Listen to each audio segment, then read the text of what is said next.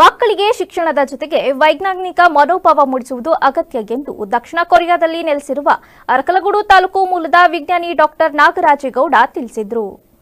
ಸ್ವಸ್ಥ ಸಮಾಜ ನಿರ್ಮಾಣ ಸಮಿತಿ ವತಿಯಿಂದ ಪಟ್ಟಣದ ಶಿಕ್ಷಕರ ಭವನದಲ್ಲಿ ಶನಿವಾರ ಏರ್ಪಡಿಸಿದ್ದ 70ನೇ ಕನ್ನಡ ರಾಜ್ಯೋತ್ಸವ ಹಾಗೂ ಪ್ರತಿಭಾ ಪುರಸ್ಕಾರ ಕಾರ್ಯಕ್ರಮ ಉದ್ಘಾಟಿಸಿ ಮಾತನಾಡಿದ ಅವರು, ಮಕ್ಕಳಿಗೆ ವಿದ್ಯಾರ್ಥಿ ದೆಸೆಯಲ್ಲೇ ವಿಜ್ಞಾನ ಹಾಗೂ ಸಂಶೋಧನೆ ಕುರಿತು ಆಸಕ್ತಿ ಬೆಳೆಸಲು ಶಿಕ್ಷಕರು ಮತ್ತು ಪೋಷಕರು ಒತ್ತು ನೀಡಬೇಕು.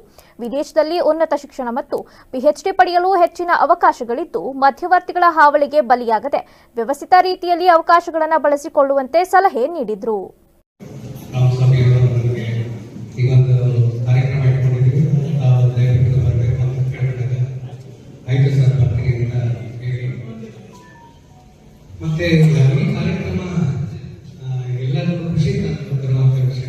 ನಾವು ತುಂಬಾ ನಿಗೂಢವಾಗಿ ಪಾಂಡವರು ಸ್ಟೇಟಸ್ ಅಲ್ಲಿ ಆಗ್ತಾ ಇದ್ದಾರೆ, ತುಂಬಾ ಒಳ್ಳೊಳ್ಳೆ ಕೆಲಸಗಳು ಮಾಡ್ತಾ ಇರೋದನ್ನ ಪ್ರದೀಪ್ ರಾಮಚಂದ್ರ ನಾನು ನೋಡ್ತಾ ಇದ್ದೀನಿ ಎಲ್ಲ ಸ್ಟೇಟಸ್.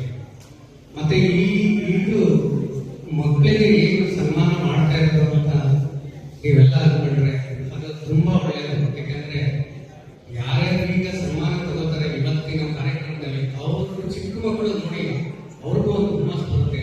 ನಾವೇ ತೆಗಿಬಾರ್ದು ಮಾರ್ಕ್ಸ್, ನಾವೇ ಆತರ ಆಗಬಾರ್ದು ಅನ್ನೋದೊಂದು ಬರುತ್ತೆ. ಮತ್ತೆ ಇನ್ನೊಂದು ಎಲ್ಲಾ ವಿದ್ಯಾರ್ಥಿಗಳಿಗೆ ಕೇಳ್ಕೊಳ್ಳೋದು ಏನಂದ್ರೆ, ಅವತ್ತಿನ ಪಾಠ ಅವತ್ತು ಓದ್ಕೊಳ್ಳಿ ಅದು ಎಲ್ಲರೂ ಶಿಕ್ಷಕರು ಹೇಳ್ತಾರೆ. ಹಾಗೆ ಸಂಶೋಧನೆ ಬಗ್ಗೆನೂ ಸ್ವಲ್ಪ ಈಗ ಈ ಸಂಶೋಧನೆಯಲ್ಲಿ ನಿಮಗೆ ಮಕ್ಕಳಿಗೆ ಏನು ಗೊತ್ತಾಗೋದಿಲ್ಲ. ಅದು ಎಲ್ಲ ಈಗ ಸುಮ್ಮನೆ ಡಾಕ್ಟರ್ ಏನೋ ನಿಮಗೆ ಪ್ರಿಸ್ಕ್ರೈಬ್ ಮೆಡಿಸಿನ್ ಬರ್ಕೊಡ್ತಾರೆ.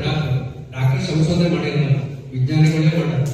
ಹಂಗೆ ಸಂಶೋಧನೆ ಮಾಡಿದ್ರೆ ವಿಜ್ಞಾನದಲ್ಲಾಗಲಿ ಬೇರೆ ಫೀಲ್ಡಲ್ಲಾಗಲಿ ಅದು ನಮ್ಮ ಸಮಾಜಕ್ಕೆ ಅನುಕೂಲ.